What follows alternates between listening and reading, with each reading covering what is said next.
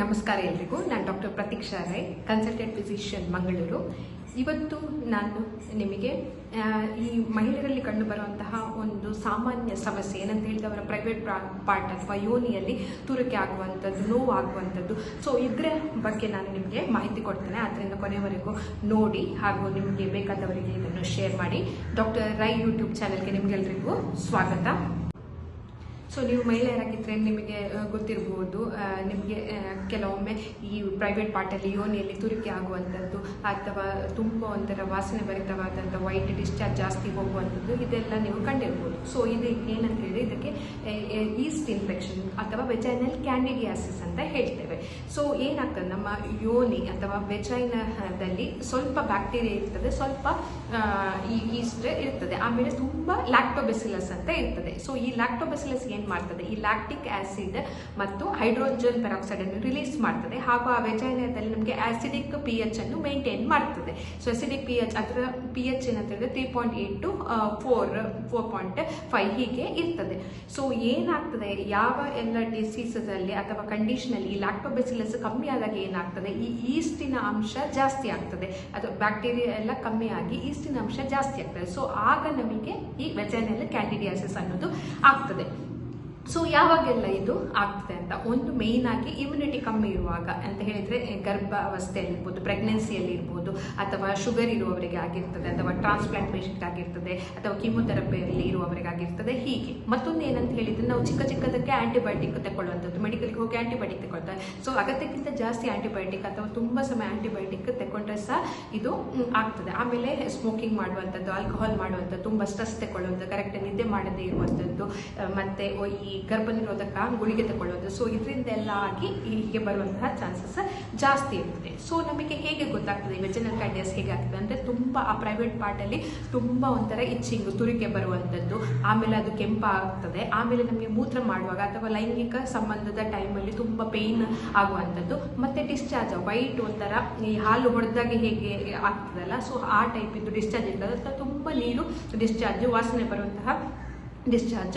So ಇದೆಲ್ಲ ಇರುವಂಥದ್ದು. So ಆಗ ನಾವು ಈ ವೆಜೈನಲ್ ಕ್ಯಾಂಡಿಡಿಯಾಸಿಸ್ ಇದೆ ಅಂತ ನಮಗೆ ಗೊತ್ತಾಗ್ತದೆ. ಸೊ ಇದಕ್ಕೆ ಏನು ಟ್ರೀಟ್ಮೆಂಟ್ ಅಂತ ಹೇಳಿದರೆ, ಕ್ರೀಮ್ ಸಿಗ್ತದೆ. ಸೊ ಏನು ನಮ್ಮದು ಮಹಿಳೆಯರಲ್ಲಿ ಆ ವೆಜೈನ ಅಂತ ಒಂದು ಪಾರ್ಟ್ ಇರ್ತದೆ, ಮತ್ತೊಂದು ವಲ್ವ ಅಂತ ಪಾರ್ಟ್ ಇರ್ತದೆ, ಅದರಲ್ಲಿ ಅಂದರೆ ಸೈಡಿಗೆ. ಸೊ ಅದರಲ್ಲಿ ಲೆಬಿಯಮ್ ಮೆಜೋರಾ, ಮೈನೋರಾ ಮತ್ತು ಕ್ಲಿಟೋರಿಸ್ ಅಂತ ಇರ್ತದೆ. ಸೊ ಈ ಎಲ್ಲ ಭಾಗಗಳಲ್ಲೂ ತುರಿಕೆ ಇರ್ತದೆ, ಒಳಗೆ ಸಹ ತುರಿಕೆ ಇರ್ಬೋದು, ಮತ್ತು ನಮ್ಮ ತೊಡೆ ಸಂಧಿಗಳಲ್ಲಿ ಒಂಥರ ಕಪ್ಪಾಗಿರುವಂಥದ್ದು ಅಥವಾ ರ್ಯಾಶ್ ಥರ ಬೀಳುವಂಥದ್ದು, ತುರಿಕೆ ಹೀಗೆಲ್ಲ ಇರ್ಬೋದು. ಸೊ ಏನಾಗ್ತದೆ, ಈ ಸಿಂಪ್ಲರ್ ಫಾರ್ಮ್ ಆಗಿದ್ರೆ ಆಯಿಂಟ್ಮೆಂಟ್ ಇರ್ತದೆ, ಇದು ಆಂಟಿಫಂಗಲ್ ಆಯಿಂಟ್ಮೆಂಟ್. ಸೊ ಅದನ್ನು ಕೊಡ್ತಾರೆ. ಮತ್ತೆ ವೆಜೈನದ ಒಳಗೆ ಇಡ್ಲಿಕ್ಕೆ ಒಂಥರ ಪೆಸರಿ ಅಂತ ಇರ್ತದೆ, ಅಂದರೆ ಡೈಲಿ ನೈಟ್ 7 ದಿವಸ ಈ ಪೆಸರಿಯನ್ನು ಹಾಕಬೇಕು.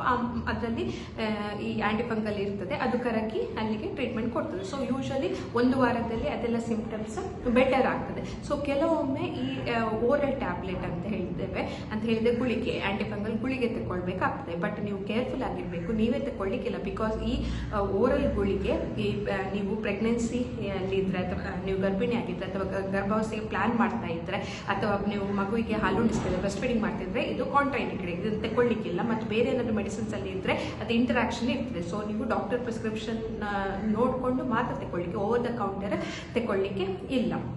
ಸೊ ಆಮೇಲೆ ಯಾವಾಗ ನೀವು ಕೇರ್ಫುಲ್ ಆಗಿರಬೇಕು, ಇಮಿಡಿಯೇಟ್ಲಿ ಹೋಗಿ ಡಾಕ್ಟ್ರಿಗೆ ತೋರಿಸ್ಬೇಕಂತ ಹೇಳಿದ್ರೆ, ಪುನಃ ಹೀಗೆ ಬರ್ತಾ ಉಂಟು, ಇದು ವರ್ಷದಲ್ಲೊಂದು 5 ಸಲಕ್ಕಿಂತ ಜಾಸ್ತಿ ಬರ್ತಾ ಉಂಟು, ಅಥವಾ ಈ ಡಿಸ್ಚಾರ್ಜ್ ತುಂಬ ಒಂಥರ ವಾಸನೆ ಇರೋದು, ಆಮೇಲೆ ಬ್ಲಡ್ ಬರ್ತಾ ಉಂಟು, ಮತ್ತು ಗಂಟು ಥರ ಫೀಲ್ ಆಗ್ತಾ ಉಂಟು. ಸೊ ಹೀಗೆಲ್ಲ ಇದ್ದರೆ ನೀವು ಇಮಿಡಿಯೇಟ್ಲಿ ಡಾಕ್ಟರ್ ಹತ್ರ ಹೋಗಿ ತೋರಿಸಬೇಕು. ಅದಕ್ಕೆ ಬೇಕಾದಂತಹ ಟೆಸ್ಟ್ ಮಾಡ್ತಾರೆ. ಇದರಲ್ಲಿ ನೀವು ನಾಚಿಕೆ ಪಡುವಂಥದ್ದು ಏನಿಲ್ಲ. ಇದು ತೋರಿಸಲಿಕ್ಕೆ ಹೇಳಲಿಕ್ಕೆ ಕಷ್ಟ ಆಗ್ತದೆ ಅಂತ ಹೇಳಿ ನಿಮ್ಮಷ್ಟಕ್ಕೆ ಇಟ್ಕೊಂಡು ಹಾಗೆ ಬಿಡೋದ್ರಿಂದ ಅಪಾಯ ಜಾಸ್ತಿ ಇರ್ತದೆ. ಸೊ ಇಲ್ಲದಿದ್ದರೆ ಇಮಿಡಿಯೇಟ್ಲಿ 1 ವಾರದಲ್ಲಿ ಎಲ್ಲ ಸಿಂಪ್ಟಮ್ಸ್ ಕ್ಲಿಯರ್ ಆಗ್ತದೆ. ಸೊ ಈ ರೆಡ್ ಫ್ಲಾಗ್ ಸೈನ್, ಬ್ಲೀಡಿಂಗ್ ಆಗುವಂಥದ್ದು, ಗಂಟಿರುವಂಥದ್ದು, ತುಂಬ ಫೌಲ್ ಸ್ಮೆಲ್ಲಿಂಗ್, ಪುನಃ ಬರ್ತಾ ಉಂಟು, ಕಮ್ಮಿ ಆಗ್ತಾ ಇಲ್ಲದ್ರೆ ನೀವು ಇಮಿಡಿಯೇಟ್ಲಿ ಡಾಕ್ಟರ್ ಹತ್ರ ಹೋಗಿ ಪರೀಕ್ಷಿಸ್ಕೊಳ್ಬೇಕು.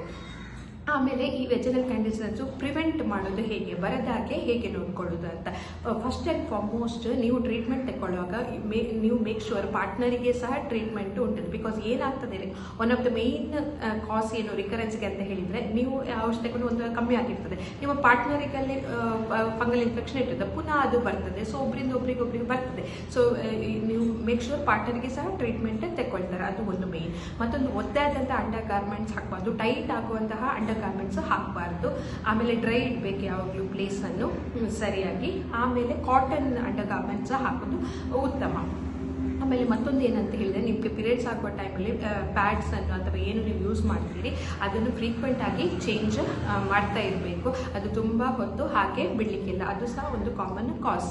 ಆಮೇಲೆ ಓವರ್ ದ ಕೌಂಟರ್ ಆ್ಯಂಟಿಬಯೋಟಿಕ್ ಸುಮ್ಮನೆ ತಗೊಳ್ಳಿಕ್ಕಿಲ್ಲ, ಓನ್ಲಿ ಇಂಡಿಕೇಶನ್ ಡಾಕ್ಟರ್ ಪ್ರಿಸ್ಕ್ರಿಪ್ಷನ್ ಪ್ರಕಾರ ಮಾತ್ರ ತಗೊಳ್ಳಿ. ಆಮೇಲೆ ನಿಮ್ಮ ಶುಗರ್ ಕಂಟ್ರೋಲಲ್ಲಿ ಇಲ್ಲದಿದ್ದರೆ ಅದು ಕರೆಕ್ಟ್ ಕಂಟ್ರೋಲಿಗೆ ಇರಬೇಕು, ಇಲ್ಲಾಂದರೆ ಪುನಃ ಅದು ಆಗ್ತದೆ. ಮತ್ತು ಆಲ್ಕೋಹಾಲ್ ಸ್ಮೋಕಿಂಗ್ ಹಾಗೆ ಸ್ಲೀಪ್ ಸರಿಯಾಗಿಲ್ಲಂದರೆ ಅದನ್ನು ಕರೆಕ್ಟಾಗಿ ಮಾಡಿಕೊಳ್ಬೇಕು.